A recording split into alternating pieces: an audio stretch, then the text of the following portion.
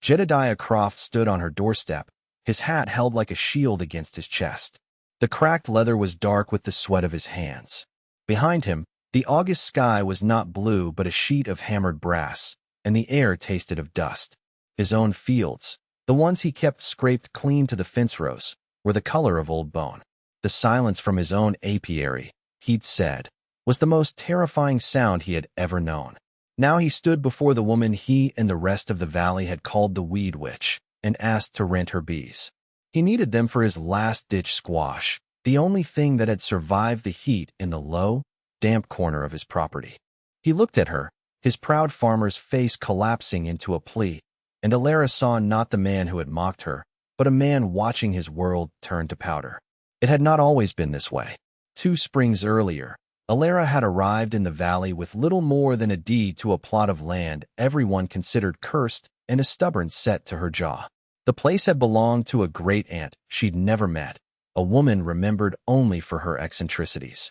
The soil was thin, sloped, and rocky, good for little more than holding the world together. The town of Promise, nestled in the valley floor, looked up at her plot on the high bench and shook their heads. A young woman alone, they murmured at the general store, the words carrying both pity and judgment. She'll be starved out by winter, Jedediah Croft, whose immaculate fields of clover and alfalfa bordered her ragged property line, had been more direct. You'd do better to sell it for pennies and work in the town laundry, he'd advised, his voice thick with the certainty of a man whose family had farmed this land for 3 generations.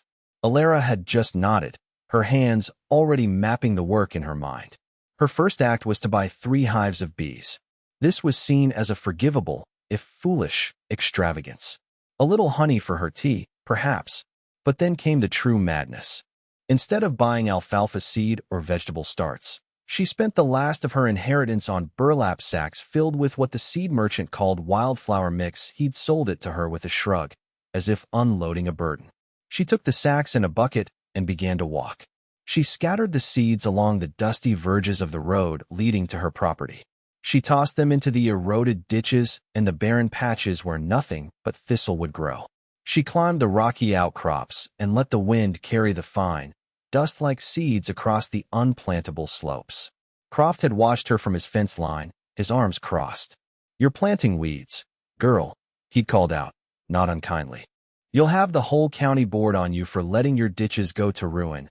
Alara had just raised a hand in acknowledgement and kept walking, her arms swinging in a steady rhythm, casting promises only she could see onto the scorned and broken ground. She worked until her hands were raw and the sun had fallen behind the western ridge, leaving the sky a tender, bruised purple. That night, she sat on her porch and did the arithmetic of survival. 3 hives, a handful of savings, a pantry with only staples. Against that, she tallied the immeasurable, the millions of tiny seeds now sleeping in the dirt, waiting for the spring rain. It was a fool's equation, and the whole town knew it. By June, the town's judgment had settled into a kind of gentle, ongoing mockery. Her ditches were not the neat, scraped bare channels of her neighbors. They were shaggy with the green of new growth, a chaotic tapestry of unfamiliar leaves. When she came to town for supplies, folks would ask, "How's the weed farm, Alara?" And she would offer a small, quiet smile that gave them nothing. She spent her days with her bees. She learned their moods, the intricate dance language that told of nectar sources, the low, contented hum of a healthy hive versus the high-strung buzz of distress. She rose before the sun, her first thought always for the quality of the light, the feel of the air. She hauled water in 2 heavy buckets from the well, her shoulders aching, to nurse the most promising patches of seedlings through the dry spells. The work was methodical, rhythmic. Day after day of it smoothed the worry from her mind, leaving only the task at hand. One afternoon, a stooped figure made its way slowly up her lane. It was Anya Petrova, her nearest neighbor to the east, an old woman who had come from a country of harsh winters and deep forests. Anya's own small plot was a riot of strange vegetables and herbs the townsfolk found suspect. She carried a steaming cup in a steady, age-spotted hand. Alara stopped her work, wiping her brow with the back of a dusty glove. "They say you are planting madness," Anya said, her voice a low, gravelly rumble, accented and warm. She gestured with her chin at the burgeoning life in the ditch. I say you are planting memory. She handed the cup to Alara. It was a fragrant, unfamiliar tea. In my country, Anya went on, her eyes scanning the mix of plants. A farmer who has only one crop is a farmer who is one hailstorm from begging. A field of one thing is a promise easily broken. 100 different flowers, that is a promise that keeps. Alara took a sip of the tea. It tasted of mint and something wilder, a flavor like sunshine on stone. For the first time since she'd arrived, she felt a fissure in her loneliness, a sense of being seen. Anya pointed a gnarled finger at a patch of lacy leaves. Queen Anne's lace. The bees love her. That one, the blue one, chicory. She has a deep root. She will drink when the clover has already turned to dust over the next weeks. Anya became her teacher. She taught Alara which plants the bees favored not just for the sweetness of their nectar, but for the richness of their pollen. She showed her how to read the sky for rain, not with hope, but with the clear-eyed assessment of a survivor. She spoke of the land not as a thing to be conquered, but as a partner to be coaxed and listened to. Alara learned to identify the deep-rooted perennials, the ones Anya called the anchors borage and comfrey, ironweed, and aster. While the other farmers cultivated their shallow-rooted, thirsty clover, Alara cherished these tough, resilient natives. She worked with a renewed sense of purpose, her solitude no longer feeling like isolation, but like a quiet, focused apprenticeship. The mockery from the town continued, but it felt distant now, irrelevant as the buzzing of flies. She was tending not weeds, but a promise. And as the summer wore on, that promise began to whisper back to her in the contented hum of her growing apiary. The first year was a year of settling in. The wildflowers were not a miracle, they were a project. Some patches thrived, others withered. Alara learned the language of her land's thirst, where the morning dew settled longest, which slopes held the afternoon sun like a curse. And through it all, she worked. Her hands, once soft, grew calloused and strong, the nails permanently underlined with dirt. She learned the heft of a full frame of honeycomb, the delicate art of splitting a thriving hive to create a new one. Her 3 hives became 5, then 7. She kept to herself, her world shrinking to the borders of her property, to the flight paths of her bees and the slow, steady arc of the sun. It was in the second spring that the change began. The seeds she had scattered, the roots that had spent a year digging deep, awoke with a vengeance. Her ditches did not just bloom, they exploded. From the dusty roadside emerged a riot of color: blue chicory, purple thistle, the sunny, impertinent faces of black-eyed Susans, and the delicate white froth of Queen Anne's lace. It was not the tidy, uniform beauty of a flower bed. It was wild, chaotic, and breathtakingly alive. The air on her land was different from the air in the valley. It was thicker, humming with a million tiny wings, sweet with the complex perfume of 100 different nectars. The town noticed, of course. Wagons slowed as they passed her property. The laughter had a different edge to it now, a note of confusion. Looks like the weeds won, a farmer might say, but the certainty was gone from his voice.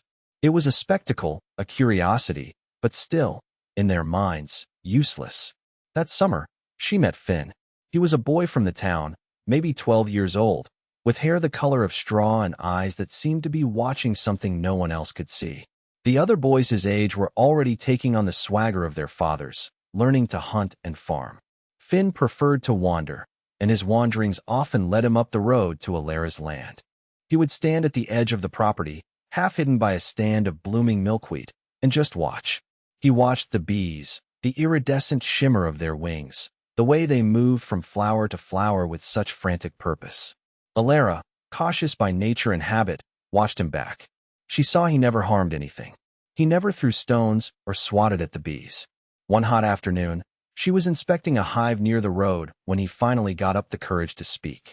"What are their names?" he asked, his voice barely a whisper. Alara turned, surprised. "The bees don't have names, Finn, not all of them," he said, stepping closer. "The queens. They should have names." Alara looked at the boy's earnest face and saw a flicker of her own younger self, the part that saw a story in everything. She pulled out a frame, heavy and dripping with honey, crawling with workers. With a gentle finger, she pointed to the single, larger bee, her abdomen elongated, her movements more deliberate. "This is the queen of this hive," she said. Finn stared, mesmerized. "She looks like a queen. She should be called Aurelia." A smile touched Alara's lips, the first genuine, unguarded smile she'd offered to anyone from the town besides Anya. "Aurelia it is," she said. From that day on, Finn became a fixture on the farm. He wasn't strong enough for the heavy hauling, but he was patient and observant. He learned to spot the signs of a hive preparing to swarm, to recognize the different pollens the bees brought back on their legs, bright orange from poppies, pale yellow from the evening primrose. He gave every queen a grand, sonorous name: Beatrice, Cordelia, Isolde. He humanized the flock for her, his gentle situational irony. These tiny, fierce creatures given the comic dignity of royal titles, making the long days of labor feel lighter. He was her first convert, the first person to see her farm not as a field of weeds, but as a kingdom. That fall, Alara performed her first major harvest. Basket after basket of honeycomb came out of the hives, each frame a heavy, wax-sealed treasure. The honey was nothing like the pale, one-note clover honey that was the standard in the valley. Hers was a spectrum of colors and flavors. The spring honey was light gold, tasting of fruit blossoms and wild mint. The summer honey was a deep, rich amber, with notes of thistle and sun-baked earth. It was complex, wild, and utterly unique. She spent weeks in her small kitchen, the air thick with the scent of melting wax and warm honey. With a hand-cranked extractor, she spun the honey from the combs, the golden liquid pouring into waiting buckets. She rendered the wax into clean, fragrant cakes. And she did the arithmetic. Jar after jar was filled and sealed. She counted them in the evenings by lamplight, lining them up on her shelves. It was more than enough to see her through the winter. It was enough to buy more hives, more jars, perhaps even a small plot of adjoining land that was for sale. It was proof. Tangible, edible, golden proof. She had done it. She had taken a worthless piece of land and a scorned idea and spun them into sustenance. She kept her success secret, banking it like a coal low under ash. She sold a few jars at the general store, enough for her own supplies, but kept the bulk of her harvest hidden in her cellar. The townspeople who bought it were surprised. Funny taste, they'd say, accustomed to the bland sweetness of monoculture honey. But, not bad, they still didn't understand. They saw a few jars on a shelf, not the deep reserves in her cellar. They saw a woman scraping by, not a farmer who had just secured her future. One person alone, they had said, could never make it work. But she was not alone. She had Anya's wisdom, Finn's companionship, and an army of 100,000 loyal subjects, each one working for the good of the kingdom. The victory was private, but it was absolute. It settled in her bones, a quiet confidence that straightened her spine and calmed her hands. She met the lingering mockery with a stillness they could not penetrate. Being right was its own kind of reply. She did not need to voice it. The land was doing it for her, in a language of color and scent and the ever-present hum of thriving life. She knew a change was coming. The world was not yet ready to see what she had built, but soon it would have no choice. Her first true test came not from the valley, but from the city. On a trip to the larger market town of Sterling, 30 miles away, she set up a small table with a dozen jars of her deep amber summer honey. Most shoppers, accustomed to the familiar local brands, walked past. But then a woman stopped, dressed in the crisp white uniform of a professional baker. Her eyes, sharp and discerning, took in the unusual color of the honey. "May I have a taste?" she asked, her voice clipped and professional. Alara offered a small wooden spoon dipped in the jar. The woman tasted it, and her face, which had been a mask of polite interest, transformed. Her eyes closed for a moment. "My heavens," she breathed. "What is this?" "It's honey," Alara said simply. "No," the woman corrected, her eyes snapping open, alive with discovery. "This is not just honey. This is the prairie in a jar. I can taste the sun, the wild rose, the thistle. Where does this come from?" Alara explained about her plot, her wildflowers. The baker listened, nodding, a slow smile spreading across her face. She was the head pastry chef for the Grand Excelsior Hotel in the capital, a place of unimaginable luxury. "I will buy all of it," she declared, gesturing to the table. "And I will place an order for 10 gallons more. Delivered by the 1st of next month," Alara stared at her. 10 gallons was more than she had ever imagined selling at once. It was a fortune. She did the quick arithmetic in her head. It was possible. I can do that, she said, her voice steady despite the frantic beating of her heart. The news of the sale traveled faster than Alara did. By the time she returned to Promise, the story was already legend, embellished and distorted. The woman from the city had paid a king's ransom. Alara was secretly rich. The whispers followed her through the general store, no longer mockery, but a new sound, envy. And with envy came its shadow. A few days later, a handsome carriage pulled up her lane. Out stepped a man in a fine wool suit, Mr. Silas Blackwood. He was the regional agent for a large grain consortium, a man who bought harvests and held mortgages, a man whose warmth was as polished and false as the shine on his boots. He surveyed her wild-looking property with a condescending smile. "Miss Alara," he began, his voice smooth as cream. "I've heard remarkable things. A true cottage industry. It's so admirable, what you've managed to do here, all by yourself." He walked toward a hive, then stopped at a safe distance. "I am in a position to help you. My company can take your entire production. All of it. We'll offer you a single, stable price. No more trips to market, no more uncertainty. We can make you a wealthy young woman." He named a price. It was a lowball offer, barely more than what the local farmers got for their bland clover honey. He was counting on her being ignorant, a simple country girl dazzled by a man in a suit. He saw her as a weakness to be exploited. Alara looked at him, her expression calm. She thought of the baker's face, the moment of pure, unadulterated delight. She thought of the complex flavor born of 100 different flowers. "Thank you for the offer, Mr. Blackwood," she said, her tone plain and factual. "But my price is higher." She named the price the baker had paid. Blackwood's smile tightened. The false warmth in his eyes turned to a cold, reptilian gleam. "That's ambitious," he said. "A thing is only worth what others will pay, Miss Alara. A single hotel chef does not make a market. She does for me," Alara replied. He tipped his hat, the gesture sharp and dismissive. "A woman alone can't build a business on a single buyer. When you're ready to be realistic, you know where to find me." He departed in a cloud of dust and disapproval, leaving behind the clear, unspoken threat. He was a man who was not used to being told no. He had revealed himself. The town might have been skeptical, but Blackwood was the first true antagonist, the first person who wanted not just to dismiss her success, but to seize it. August arrived like the open door of a furnace. The gentle heat of July curdled into a relentless, baking oppression. The sky, which had been a soft, hazy blue, turned to a hard, white glare. And the rain simply stopped. At first, the farmers of Promise were not concerned. Dry spells were a part of life. But a week passed, then 2, then 3. The creek that ran through the valley floor, usually a steady, gurgling presence, shrank to a series of stagnant pools connected by a trickle of mud. The deep green of the clover and alfalfa fields faded to a sickly yellow-green, then to a brittle, uniform tan. The crops the valley depended on, the crops with their shallow, pampered roots, were dying of thirst. The land itself began to change. Cracks appeared in the fields, deep fissures that looked like wounds. A constant haze of dust hung in the air, coating every surface, turning the sunsets a fierce, apocalyptic red. The familiar sounds of the valley faded. The birds grew quiet. The lowing of cattle became more distressed. But the most profound silence came from the apiaries. The nectar flow, the great invisible river of sugar that fed the bees, had dried up. With no clover, no alfalfa, no garden flowers, the bees began to starve. Hives that had been bustling cities of tens of thousands of insects fell eerily quiet.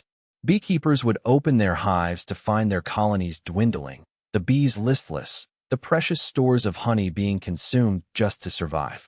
Panic began to set in. It started as a low murmur in the general store, then grew into a current of open fear.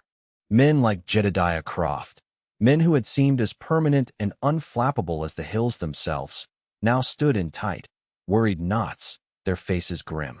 Their entire year's profit, their survival, was tied to the health of their fields and the work of their bees. Now both were failing. The drought was a force of nature, an enemy you couldn't fight, an adversary that simply outlasted you.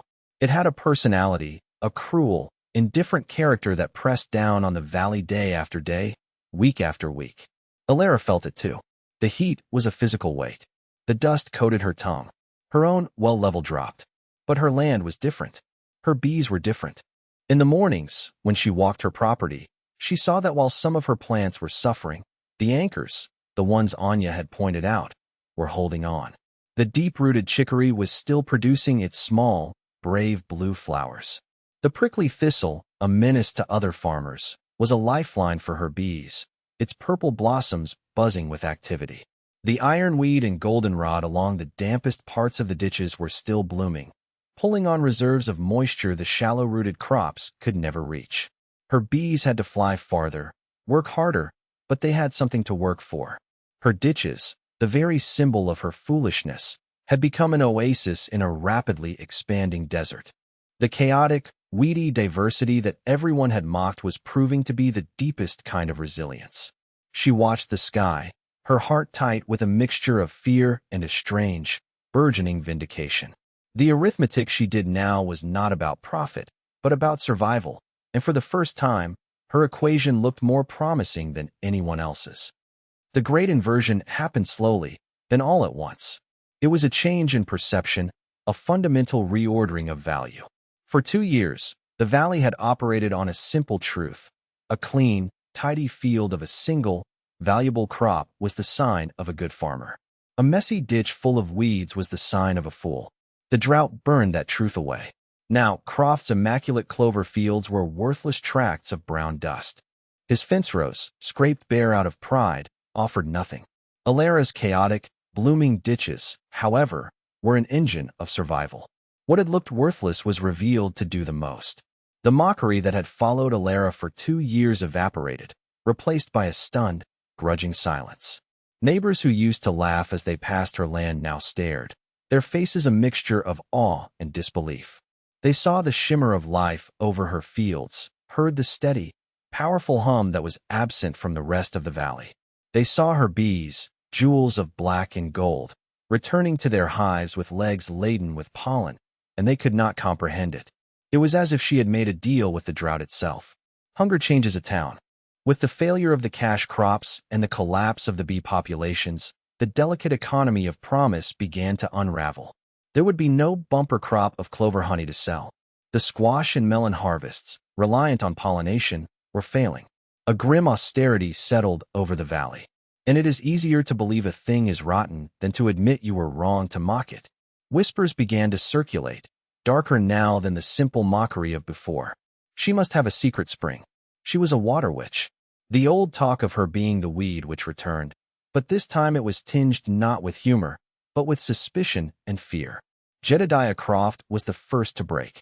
His pride, a formidable thing, had been eroded day by day as he watched his own hives die.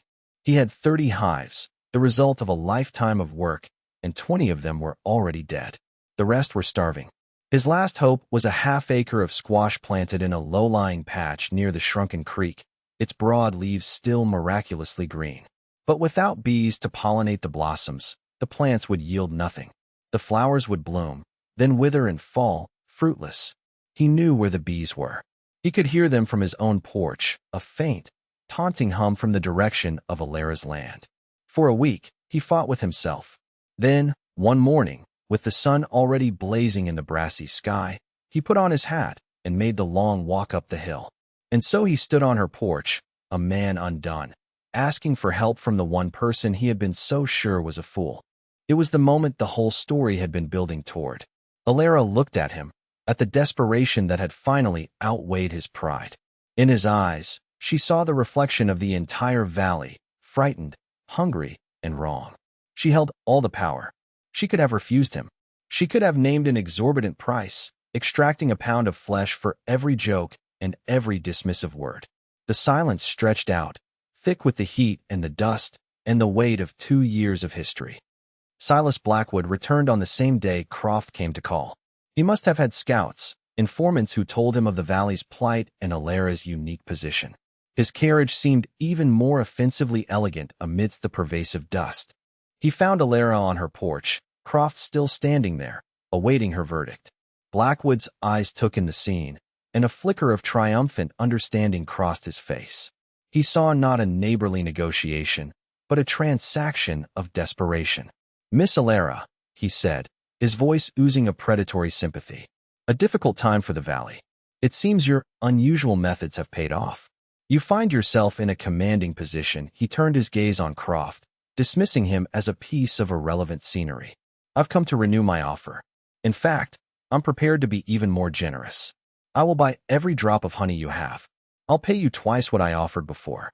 I'll take it all, and you won't have to deal with bargainers." The implication was clear. He would buy her entire stock, create a monopoly, and then sell the honey back to the desperate people of Promise and beyond, at whatever price the market would bear. He was offering her a partnership in his greed. He was offering her revenge. Before Alara could answer, Croft spoke, his voice rough. "That's between her and me, Blackwood." Blackwood gave a short, sharp laugh. "There's nothing between you, Croft. You have nothing she wants. I have cash. In a drought, that's the only thing that matters." He turned back to Alara. "Think of it. You could buy his land. Once he defaults, you could own this whole side of the mountain. All you have to do is be smart." He was offering her the valley's definition of success: acquisition, dominance, the triumph of the individual. Alara looked from Blackwood's slick, confident face to Croft's cracked and dusty one. She thought of Anya's words. 100 different flowers. A promise that keeps. What kind of promise was Blackwood offering? It was the promise of a single crop, the crop of profit, as vulnerable as any field of clover. It was a promise easily broken. She finally turned her eyes to Jedediah Croft. "I don't rent my bees for cash, Mr. Croft," she said, her voice quiet but clear. Croft's face fell. Blackwood smiled. "It was not. I rent them for a share," Alara continued. "A quarter of the squash harvest, if there is one. If the bees fail or the squash dies, you owe me nothing." Croft stared at her. He couldn't have heard right. It was a deal of impossible generosity. It was an act of grace. That's more than fair," he stammered. "Then we have an agreement," Alara said. She turned to Blackwood, her gaze level and cool. "As for your offer, Mr. Blackwood, my honey is not for sale to you. Not at any price." Blackwood's face went rigid, the mask of false warmth dropping to reveal the cold fury beneath. "You're a fool," he hissed. "You're sitting on a gold mine, and you're choosing to give it away to the very people who laughed at you." "I'm choosing to feed my neighbors," Alara said simply. "Now, if you'll excuse me, Mr. Croft and I have hives to move." She walked past him, leaving him standing alone in the dust, his carriage and his money suddenly looking cheap and powerless. He had misread her completely. He thought her weakness was that she was a woman alone. He failed to understand her strength was that she refused to act like one. Word of her deal with Jedediah Croft spread through the valley like a brush fire. It was a piece of news so contrary to the laws of drought and desperation that at first no one believed it. But then Croft himself, a man not given to public pronouncements, told the story at the general store, his voice thick with a new, humbled respect. Soon, a trickle of other farmers made the pilgrimage up the hill to Alara's farm. A woman whose melon patch was failing. A man with a late planting of beans. Each one came with their hat in their hands, expecting to be turned away or charged a fortune. And to each, Alara made the same offer. A share of the harvest, if there was one. No cash up front. A risk shared. It was a form of currency the valley had almost forgotten. Trust. Then the townsfolk began to come. Not the farmers, but the families. The mothers who had no sugar for their children's oatmeal. The old people who craved a little sweetness in a bitter time. They came for honey. They came expecting to be rationed, to pay exorbitant prices for a small jar of the valley's only remaining luxury. On the day she decided to sell, a small crowd gathered in her yard. Silas Blackwood was there, too, standing by his carriage at the edge of the crowd, a vulture waiting to see the kill. He was certain she would crack, that the sight of all that need would tempt her into naming a high price. He was there to watch her become him. Finn stood beside Alara on the porch, a makeshift table in front of them laden with jars of honey, gleaming like jewels in the harsh sunlight. He looked nervous but proud, the self-appointed chancellor of this small, thriving kingdom. Alara stepped forward. The yard fell silent. "I have honey to sell," she said, her voice carrying easily in the still air. "The price is the same as it was last month, before the drought got bad." A murmur went through the crowd. It was a fair price. A good price. It was not a drought price. From the edge of the crowd, Blackwood called out, his voice laced with scorn. Don't be a fool, girl. They'll buy it all, and you'll have nothing left. Sell it to me. I'll pay you double what they can, right now in cash. He held up a leather satchel. The crowd stirred, their loyalty torn between their need and their neighbor. This was the final test. Greed versus generosity, played out for the whole town to see. Alara looked past Blackwood, her eyes meeting the faces in the crowd. She saw the worry, the exhaustion, the hope. These were the people who had mocked her, yes. But they were also the people Finn would grow up with, the people Anya called neighbors. There is enough, Alara said, her voice ringing with a newfound authority. 1 jar per family for now, so everyone gets some. My price is my price. Then a voice came from the crowd. It was Jedediah Croft. And if Blackwood tries to stop it, he said, stepping forward to stand near the porch, he'll have to go through me. Another farmer stepped up beside him. Then the woman with the melon patch. One by one, a line of farmers formed, a silent, dusty bulwark between Alara and Blackwood. They were flanking her, protecting their own chance at survival, and something more, a principle.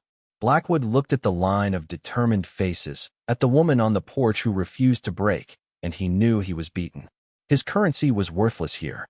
With a curse, he climbed back into his carriage and rode away, defeated not by a rival businessman, but by a community that had just remembered how to be one. Alara began to sell her honey, jar by jar, into the hands of her neighbors. The drought broke in late September, not with a gentle shower, but with a furious, cleansing deluge that turned the dusty lanes to mud and filled the air with the glorious smell of wet earth. The valley drank it in, and a collective sigh of relief seemed to rise from the land itself. The late-season crops, the ones pollinated by Alara's bees, produced a modest but vital harvest. The clean, scrape-bare look was no longer a mark of pride. Patches of color began to appear in the orderly green, small pockets of resilience planted in the margins. The town of Promise was learning the lesson the drought had taught. Diversity was not chaos, but strength. Alara's farm was thriving. The order from the baker at the Grand Excelsior had been doubled. Other chefs from other cities wrote her letters, asking for her unique, wild honey. She had more work than one person could handle. But she was no longer one person. Finn was a permanent fixture, his official title, by his own invention, being keeper of the queens. He knew every hive, every queen's name, and had a startlingly accurate sense of their moods. Alara began teaching him the business, the arithmetic not just of survival, but of prosperity. She hired 2 more women from the town to help with the bottling and wax rendering. She was not just a farmer, she was an employer. She was no longer the weed witch on the hill. She was Alara, the bee woman, a respected and integral part of the community she had fed. One warm afternoon, she sat on the porch with Anya Petrova, watching the bees traffic in and out of the hives. The air hummed with the sound of a million tiny promises being made and kept. Anya, her face deeply wrinkled by sun and time, nodded toward the fields below, where a strip of purple aster now bloomed along Croft's property line. 100 different flowers, Anya said, her voice soft. Alara smiled, a deep, genuine smile that reached her eyes.